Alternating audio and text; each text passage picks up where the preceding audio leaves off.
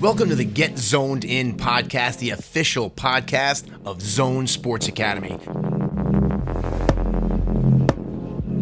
I'm your host, Duke Baxter. Each week, we will help educate and motivate you so that you can dominate the game of life on and off the field. We will introduce you to players, coaches, and professionals covering all aspects of the great game of baseball and softball. So if you're ready to get zoned in, let's go.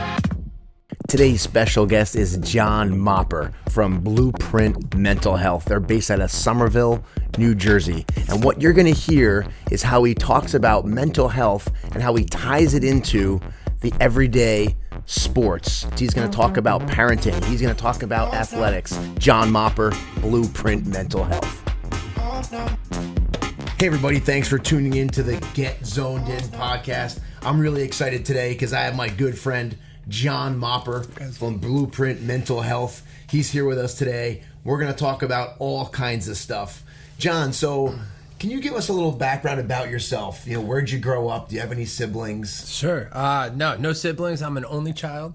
Born in Staten Island, New York, but quickly moved to Bridgewater when I was in like first or second grade. Right. And been in Bridgewater. I've moved around a little bit from there, like down the shore, and lived in a couple different places, but now just recently settled back in Bridgewater. So let me ask you this. So since we're in a baseball facility, what sports did you play? Any sports growing up? I played Little League. That was it. Like, I dabbled in some other sports, like growing up for me, it was like, we'd get home from school, we'd get off the bus, and we'd run home, we'd drop our books, we put on our play clothes, because we had play clothes and we had regular clothes, and whatever season it was, that's the sport that we were playing. We were in different people's backyards depending on what we were playing. It would be wiffle ball, whether it be football season, whatever it might be. So since you were a baseball player, maybe we'll have to hit the cages a little bit later on. I'd love to. And see what those swings look like. Sure. So how far did you get in, playing baseball? Was it Little League? Do you remember playing it? What did you like about it? I remember all the way back to T-ball, right? Right. And I remember at T-ball I was really good, right? And then I had my first, stepped up to Little League with the short bases and everything, and I sucked. I was really, really, really bad. And everyone was like, "Oh, Mopper's on our team." It was that. And I remember my dad during that off season, he worked with me, and when I came back that next season, I was one of the best players on our little team. It was Bradley Gardner's Little Loop. It was like a little, little section of Little League, I guess. And I played up until high school, and I was on the bigger bases, but I was always playing with the older kids. I guess I was a good player. I used to lead off, and I remember I played shortstop and I pitched. But once it got to be high school, I decided I didn't want to commit to it as much as I was before, because I knew it was going to be a big jump. So you got your degree at Rutgers. You then went and got your master's degree at Kane, and then you spent 5 years in the music industry in entertainment. Yeah. Can you talk a little bit about that?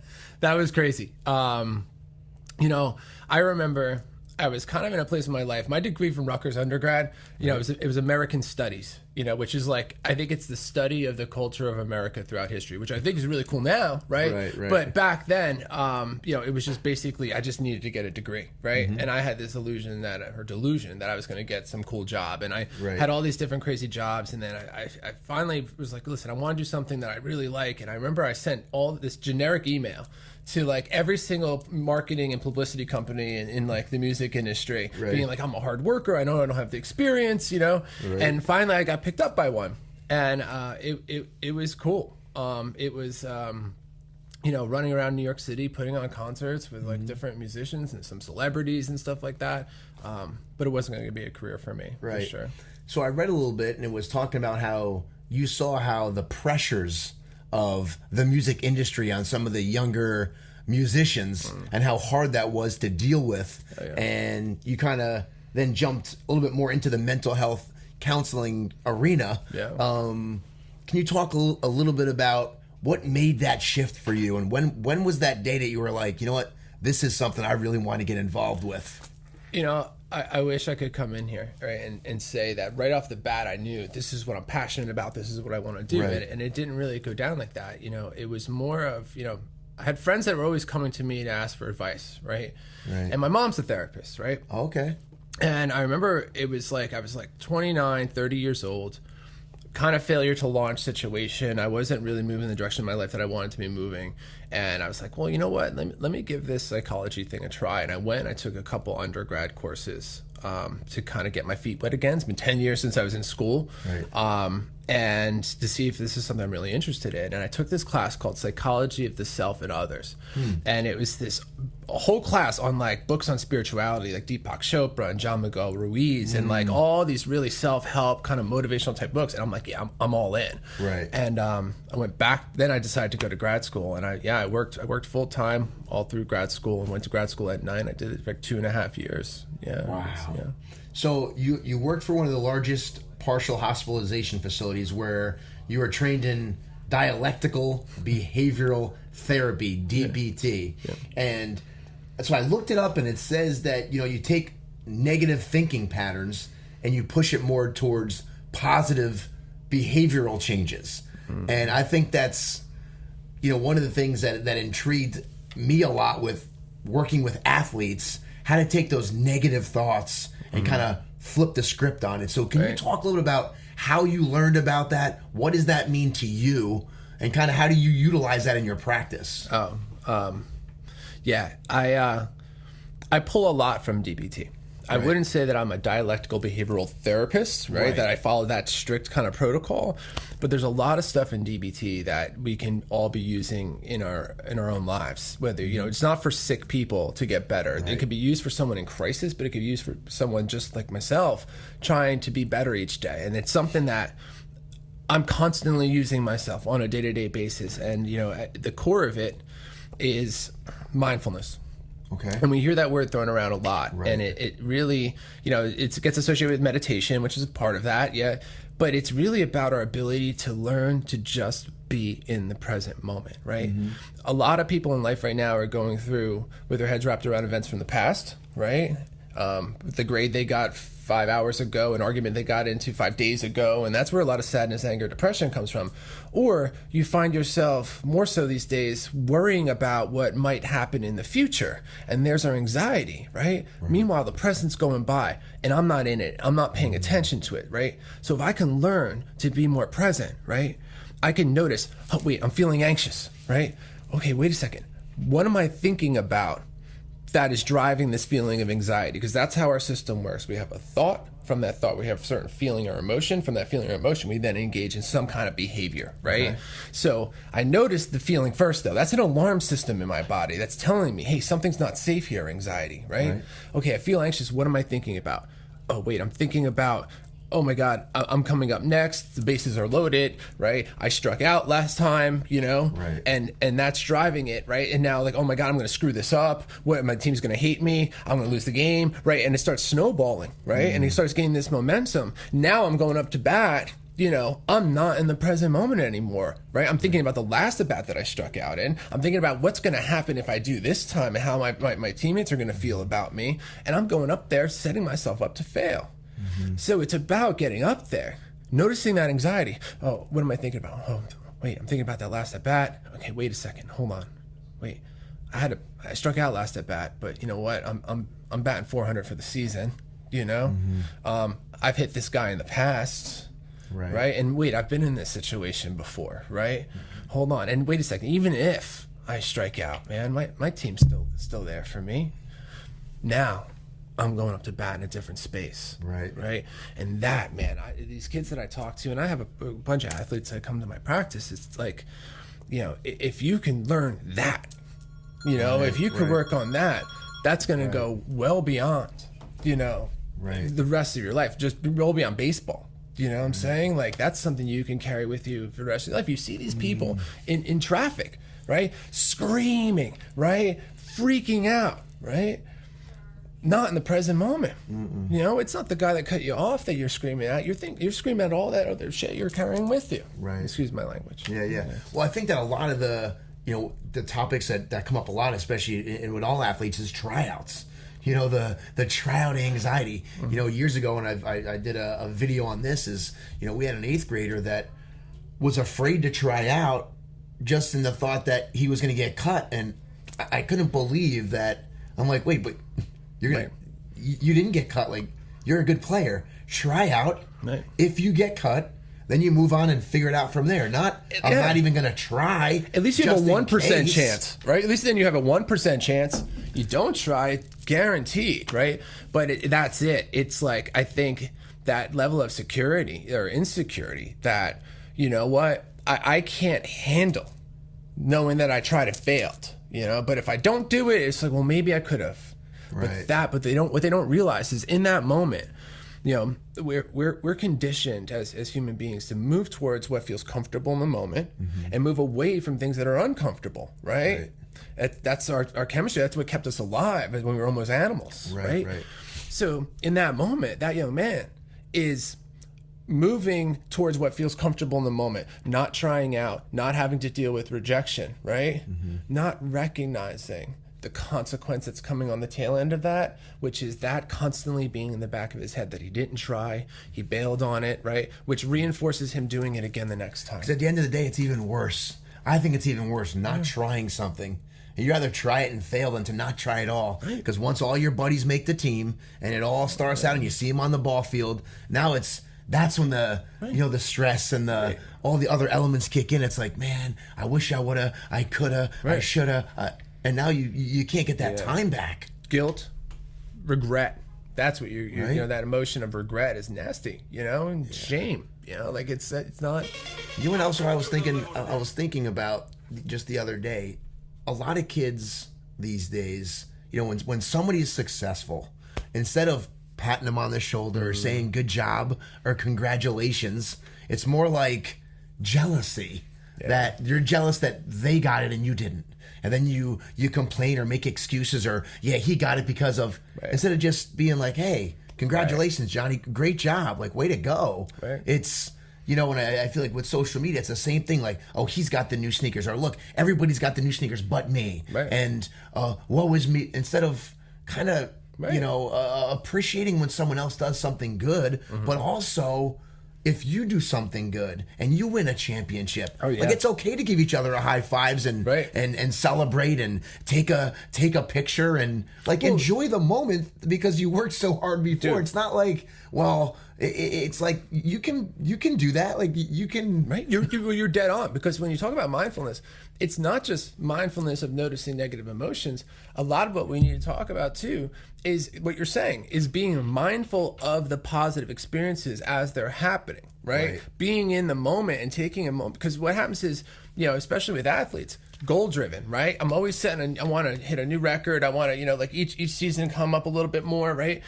And I keep setting another goal. There's always another goal to set, right? So what I'm kind of saying is, like, set your goals and keep pushing for those, but also then here's that balance of acceptance and change, having some mindfulness and awareness of the goals you have achieved, sitting with that for a little bit, being like, man, I did what I said I was going to do, dude. I made this team, and sitting with that, because as you think, so shall you be, right?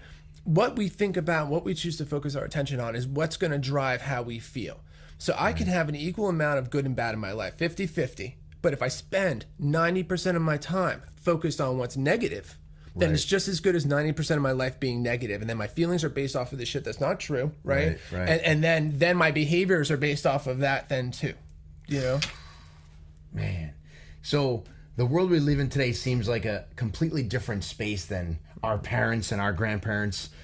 Kids and young adults today seem to grow up in a harsher world. You know, there's so much, the sex, the bullying, the drugs. They're seeing it all at such a young age now that they can see it on television. How can we, protect our kids from that? Maybe not protect it, meaning shelter them from it, but what are some tools that we can use to help educate them, because it's going to happen to them?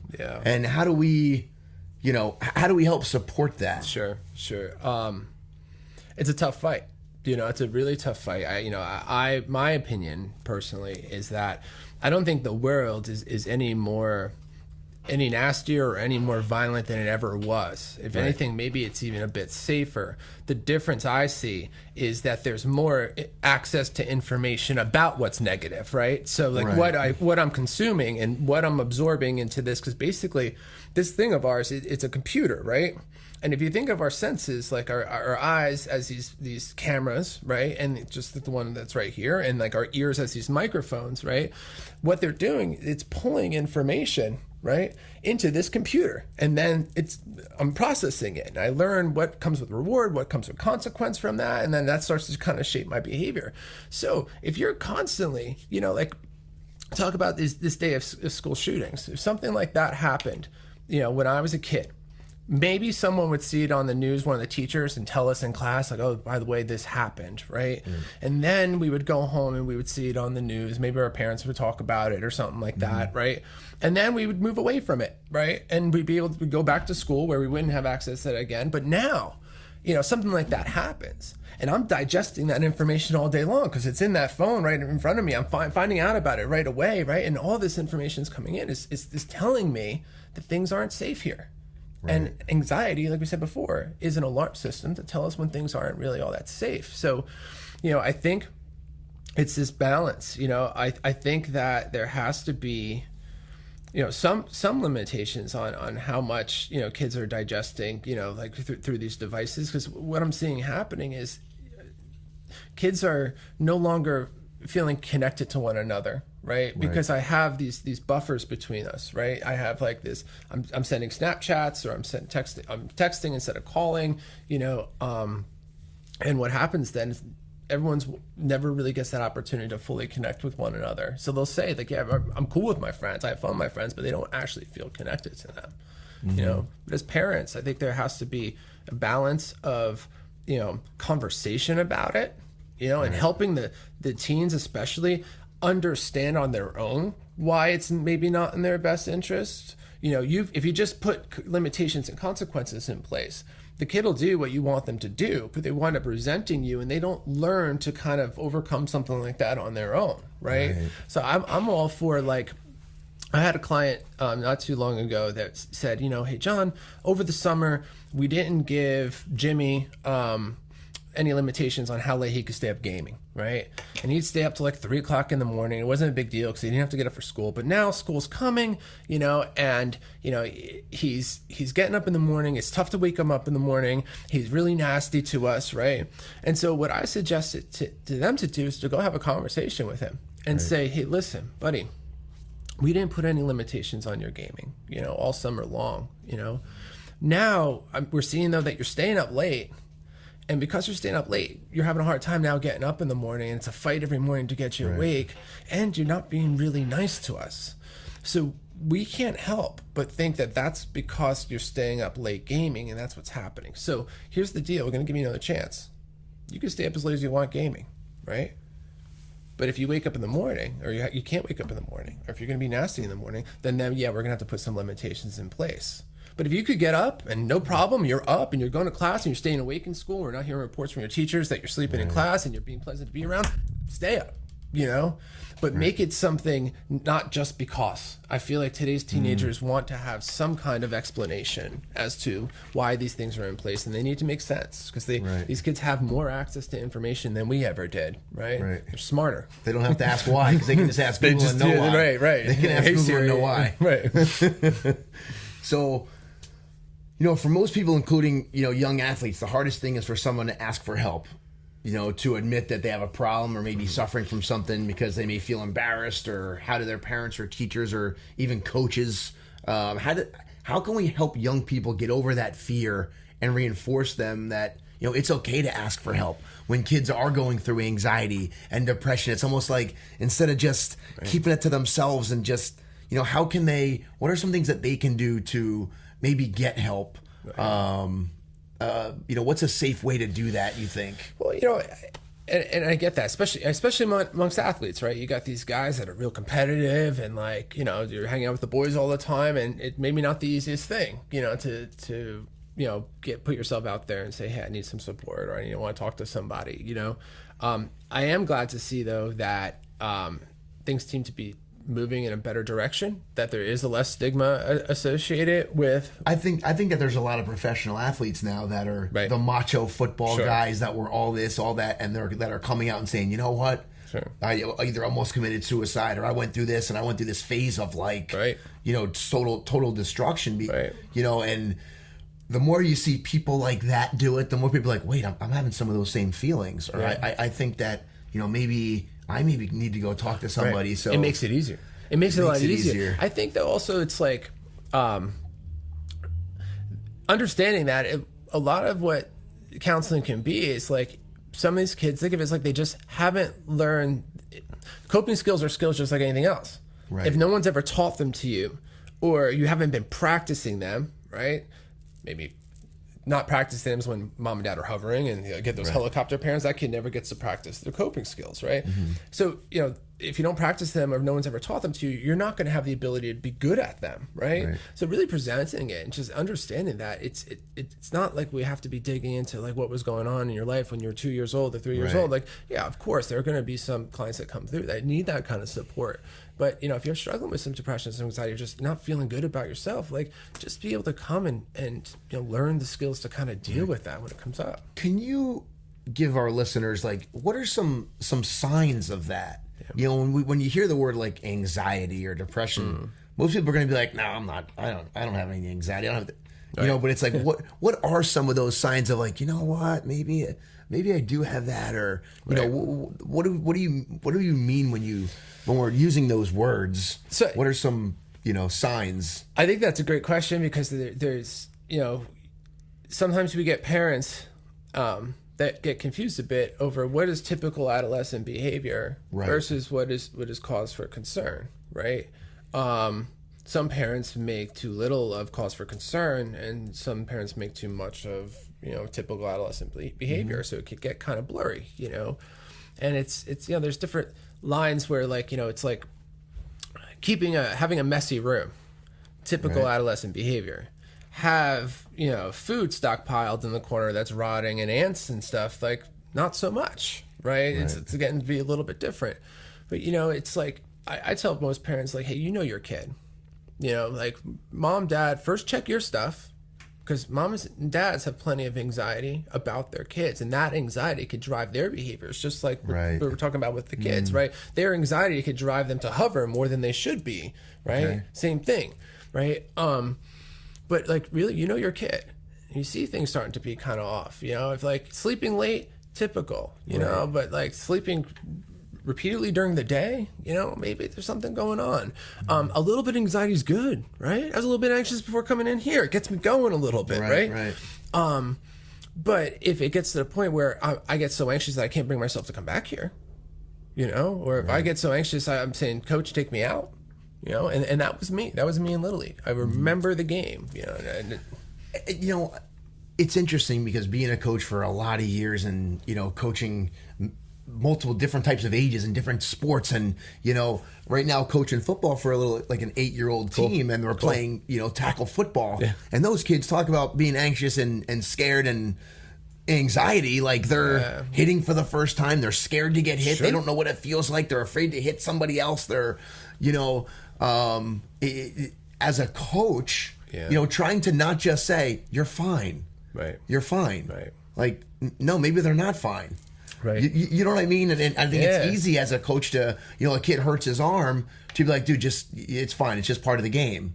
Well, instead of having a specific I got an approach for that, and whenever you have someone, especially you have these young kids, right, they're anxious, and to say to someone like, so check it out. If I came home from school as a kid and I looked upset and my mom said, what's wrong? And I said, I failed my chemistry test, She would say something like, well, maybe if you studied more, or maybe you wouldn't fail. And I'd be, whatever, mom, and then I'd probably go study more or something, or not, whatever, right? But what was missing is like validation, right? Acknowledging how that person's feeling. And validation means like you don't have to agree with what they're thinking, but that saying that what they're feeling is making sense in that situation, right? And then you can move them towards change. So, hey, coach, I'm afraid of getting hit out there. Putting yourself in that little kid's shoes. You might not agree that he should or should not be feeling that way, but he is, regardless of whether he should or shouldn't, right? He is feeling that way. So being able to go to that kid and being like, hey, buddy, listen, I remember my first day. It was really scary for me. I was afraid of getting hit, and yeah, I know it's really scary the first time you come out here and you got the first time playing tackle football. It could be really tough. And you follow it with and, not but. because you're like, but the validation stops. And buddy, every professional football player had to go through this at one point. And they felt scared too, you know. And I bet you could do this, you know. So I'm still saying it's part of the game, you know. But I'm leading with just acknowledging that, hey, dude, how you're feeling makes sense, you know. And when you do that, when you say, yeah, it's really scary, I can imagine. He says, yeah, his ears perk up. Now I'm listening to you. But if I just go in and tell you why you're wrong and why you should be doing it this way, I'm on guard, you know. Right. And so, like, you know, I watched this this series on Netflix called QB1, and what it is it's like a small 3-season series, and they follow the top 4 high school quarterbacks in the country, right, during their last season as they're trying to get recruited, and like behind the scenes stuff. And dude, these kids are treated like celebrities. You know what I'm saying? I'm talking like they're getting police escorts in their bus. Like their stadiums hold like 12,000 people. Like for high school. Food, nutrition, they're treated like everything, dude. You know, like it's insane to watch. But I'm watching, and you see the different coaches of the different teams. And I see the coaches out there, you know, screaming at them, fire it up, get off the field, smacking the back of the head on the helmet, you know, like. And, you know, I found myself kind of like, I don't know if I'm getting soft, right? Because like growing up and up until recently, I think I'd be the guy like, it's football, you know, that's what I'm, that's just football, right? Right. But then I start thinking, I start taking a step back and thinking to myself, like, is this the most efficient way, you know, of getting this kid to do what you want him to do, right? If this kid's, you know, already screwed up, and knowing how anxious kids are today, like if he's already nervous going into that, yelling at him are you going to get your needs met, coach, by doing that? Right. So I find myself kind of torn. I think it could be a little bit of both. You know, I think there needs to be, you know, some gruffness, right? It's a tough game, and at the same time, I think coaches have to practice their own mindfulness of not having their emotions dictate their behaviors, and really check in. Like, I want to yell at this kid, but wait a second, this kid has, you know, he gets a little bit nervous when I yell at him. Is that going to, you know, screw him up for the rest of the game as opposed to helping him and being the best coach possible? And I think that every good coach has the pulse of all 12 kids on their team. Right. You know, some kids need a little, some guys need it's all right. Some kids need a little more preparation. Some kids need a little more, you know. And I think that's the fun part of coaching, that you can't coach every kid exactly the same. Sure. It's like counseling. So yeah, exactly like counseling. So, you know, so getting back to the sport of baseball, and, you know, even the parents, you know, we deal with a lot of parents and the kids, and, you know, certain kids aren't playing and the parents think they should be playing, and, you know, this kid might be better than him, but then, you know, making an excuse for why the kid should be doing this and that, and really kind of getting in the way. Instead of, hey, let Johnny talk to the coach and ask him why maybe there's not getting the playing time, or, hey, what can I do, coach, to get more playing time, or what can I do, coach, to get better, or, you know, and kind of having their own voice, which I know is hard. I would never have done that to my coach. Like when I was younger, it was just, you just do what you got to do. You work hard, and you just you try to get yourself on the field. There's no mom or dad helping you along the way, and now it seems like that's happening more and more and more, and the kids just kind of are just waiting for mom and dad just to come in and scoop them up like Superman. But I would think it's kind of also embarrassing for them, though. Like, I'm just thinking, I mean, are they not embarrassed, though? You know what I'm saying? Like, if I'm as a kid, like, my parents coming and doing all that and swooping in and talking to the coach and everything, I can imagine that. Like, I wonder if, like, does the kid even want it in that moment? Right. You know? Or is it the parents? Because, you know, that's what I was talking about parents. You know, we do a lot of work with parents at our practice. A lot of coaching on how to handle certain situations. But it starts with the parents of the same skills that I'm teaching the kids. Like, you know, most adults are walking around today not recognizing they have control over their thoughts and their feelings. You know, they're just kind of cruising through and letting the environment dictate how they feel and what they do. And, you know, they don't have those skills, you know.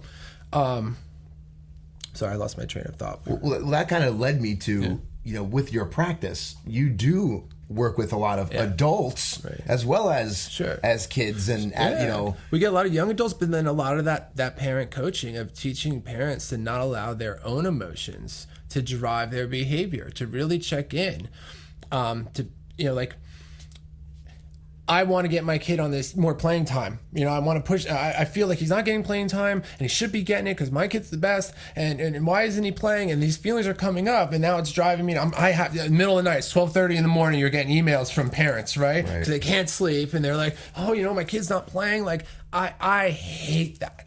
You know, I hate that. It goes against everything that we practice. You know, at Blueprint, and but at the same time, like I understand.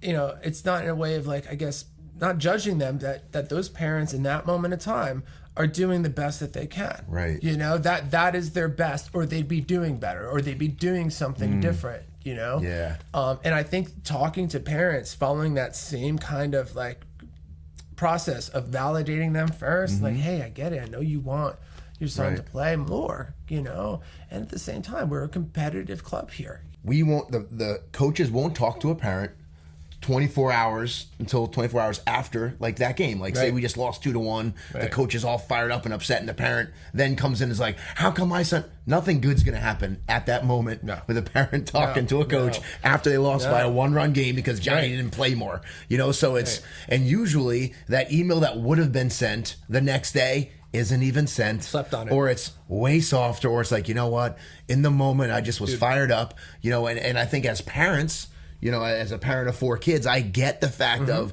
when your kid comes home and he's upset about something or something really bothered him, you want to try to help him fix it. Sure. But it's not by solving the problem. Right. It should be more talking them through it, not, well, let me get on the phone real fast and let me just, you know what I mean? Right. And that's it. It's just that in that moment, I think the parents get to be kind of a bit impulsive. You know, they want to meet the need. They're moving towards what feels the most comfortable in that moment, right? Which is feeling like, okay, I reached out to the coach, I did my part, right? And then not recognizing that the tail end of that though is not the best thing for their son or their daughter, you know? Right. So for us coaches, working with a young athlete and helping them develop as a player, but more importantly as a person, is beyond rewarding. I'm sure you and your team feel the same way.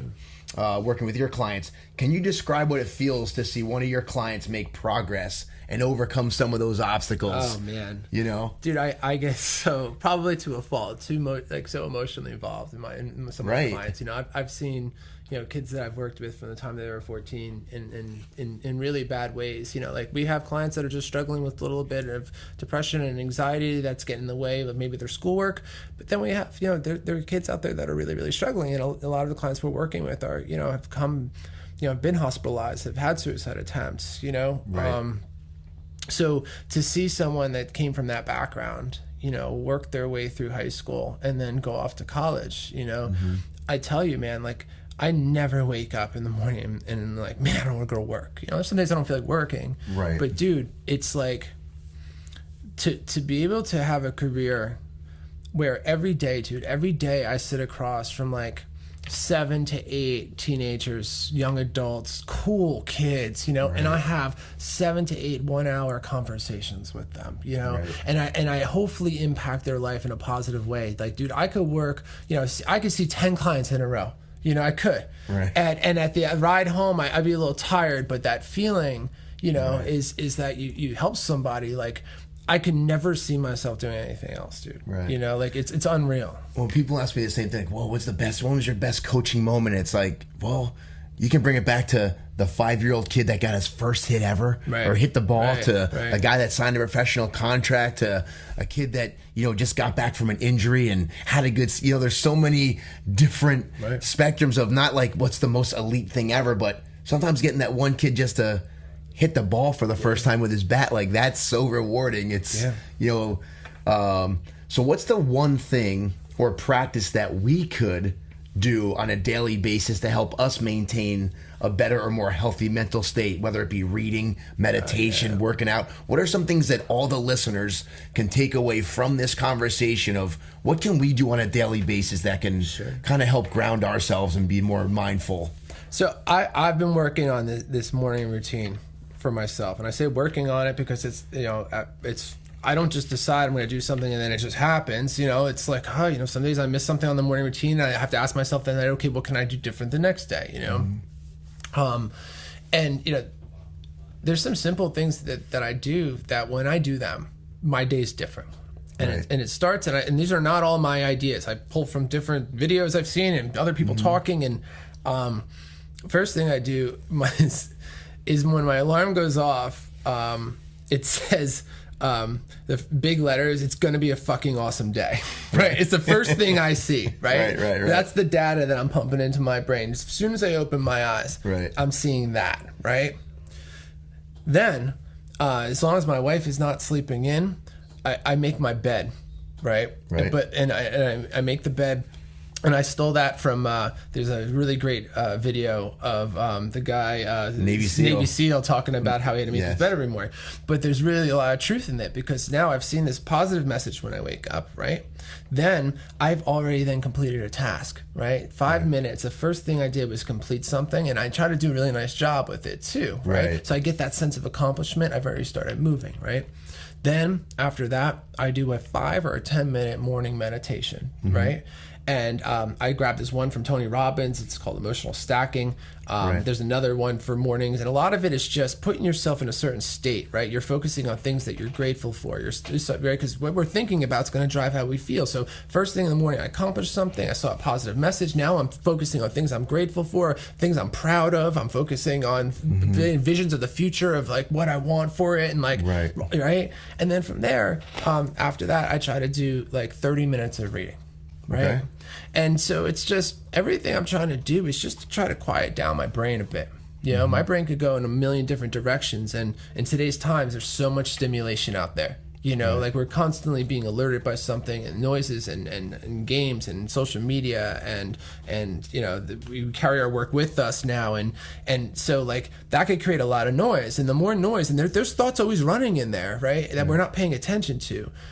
And all that noise is driving how I'm feeling and what I'm going to do that day. So it's really, the goal is I'm just trying to quiet my mind down, you know, like simple things we can do. Like sometimes I used to do this more often, but I used to go out to eat once a month by myself, right? Okay. Leave the wife home. I'd leave the phone home, and I would go out someplace I liked, a nice place to sit down. I'd order a steak or a burger, right? I'd make eye contact with people, actually. You know, I'm not like the cool guy at work on his phone, no, just chilling. Right? And then when that food comes, I'm looking at it, I'm smelling it, and then I'm putting all my attention on each bite of that food that I take, right? And I'm learning to just stay in that moment. When I'm with someone else, that's fun, right? I don't want to go out to lunch by myself all the time, but my thought process is bouncing back and forth between conversation and the food, conversation and the food. I could practice mindful just eating in that moment, you know? Kid going up to bat, and I'm feeling really anxious. I need to ground myself really quick. Okay, let me look around. Let me name everything red that I see. Okay, let me name everything blue that I see. Okay, now everything green. 1 + 1 is 2. 2 + 2 is 4. 4 + 4 is 8. And what I'm doing is I'm not letting my brain can only do one thing at a time. I can't have two thoughts at the same time. So if I'm focusing on what's in the moment and naming all these different colors that I'm seeing and doing these math problems in my head, I'm not letting them run off to all these places that are going to drive my anxiety up, right? It's going to keep me in that moment and keep me kind of grounded, which is going to keep my heart rate down a little bit. I'm going to go up there a little bit more relaxed. That's one of the things that I stopped doing was my phone. You know, not touching my phone for the first 30 minutes when I wake up, because I was finding, man, if you wake up and you're in bed and you pop your phone on, your brain starts flying all over the place. You're reacting to everything that's going on, and you're like, momentum. Holy cow! It's almost like you can't even focus. Right. God forbid you open an email. You can't even regain yourself. Right. So it's doing the things that you just said, kind of doing what you need to do for you. Right. Then doing what you need to, you know, to do for others. So the name of our podcast is Get Zoned In. If you could pass along some advice to anyone, young or old, on the best way to get zoned in and live their best life, what would it be? Is to learn that you have control over this tool that we've been given, right? At any given moment, I get to choose what I'm going to focus my attention on, right? I could choose to focus on you. I could choose to think about what I have to do after this. I could choose to focus on what's on the wall over there. I choose what I want to focus my attention on. I can, if I practice that, right? Most people walking around today are letting what they focus on and letting what they think about be dictated by the environment around them, right? And so I guess one thing is story really quick. Viktor Frankl, was this famous psychiatrist, right? He gave us what's called logotherapy, I think. But as a small boy, he was imprisoned in a Nazi concentration camp during World War II with his entire family, right? Brothers, sisters, aunts, uncles, parents, grandparents.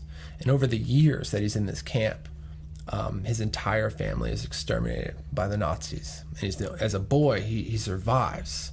Not only does he survive, he manages to maintain a positive attitude while in this concentration camp. He'd help other people out. When guards gave him his meager scoop of food, he would say, thank you, And he got himself out, went through life, went through medical school, right? Wow. Became this famous psychiatrist, and he writes this book called Man's Search for Meaning. And in this book, he writes, between stimulus and response, there's a space. In that space is our freedom to choose our response, and in that choice lies our growth and our freedom. So what he's saying is, we don't have control over the external a lot, right? Mm-hmm. People are going to be mean to us. We're going to strike out. Bad things are going to happen. But between bad things happening and me responding in either how I feel or what I do, there's a choice that's made there. And if I can learn to be more in the moment, that's when I can actually learn to kind of choose different responses to the stimuli that's going on around me, and really learning to harness this thing. And to me, there's nothing more important than to be able to control what I think and what I focus on. Right. I think what we use here at Zone is we call it control the controllables. You only have control over what you can control. You can't control if the pitcher's mound is too high up, or there's a big divot in there, or there's a big pit where your feet go in the batter's box, or if it's raining, or if you're slipping on the turf, or all that stuff is just out of your control. So don't whine, complain, or make an excuse for anything that can. Just do the best you can with what you have, and then at the end of the day, both teams are playing on the same surface. So you complaining about something isn't gonna make it be okay. You have to do the best with that situation. So if you can control those things, control your attitude, effort, your hustle, those things are the things that are gonna at the end of the day, that's what's gonna change things. I think that's what's gonna separate the good players from the great players. You know, and the other thing you can't control is things that have happened in the past. They don't exist anymore. They've happened. I can't change that. So focus, you want to look at it for a second and be like, all right, where did I screw it up? What can I do different? And then leave it and move forward from it. But, trying to control and ruminating about things that have already happened. I heard from somebody, they said that's why the windshield is much bigger than the rearview mirror. You don't care about what the past is. The past. It's small. That's gone already. That makes sense. The windshield is in front of you. It's much bigger. That's where the horizon is. That's where you should be focusing on. What's next? What am I doing now? Not what did I do? So tell all the listeners, where can they find you? Where's your location? Where's your practice? So we're Blueprint Mental Health, where we do extraordinary counseling for an extraordinary generation. We're located at 73 West End Avenue in Somerville. My wife Michelle and I own the practice together. We have 5 other clinicians that work for us. Our dog Toby hangs out there every day. Everybody has their own specialty. You can find us at blueprintmentalhealth.com. And what's different about us, though, dude, is we're actually a comprehensive team approach where a lot of therapists are working individually, and as I did at one time too, but we have all these really unbelievable clinicians that we've hand selected for our team, and we meet weekly on a regular basis and go over all of our clients and give clinical feedback to each other. So it's not, it's not your typical practice. It's a team. Team effort. It's a lot different, and we love everything about it. Well, John Mopper, we could talk for days. I appreciate so much you coming down, being on the Get Zoned In podcast. Thanks so much. This was awesome. Have an awesome day. You too.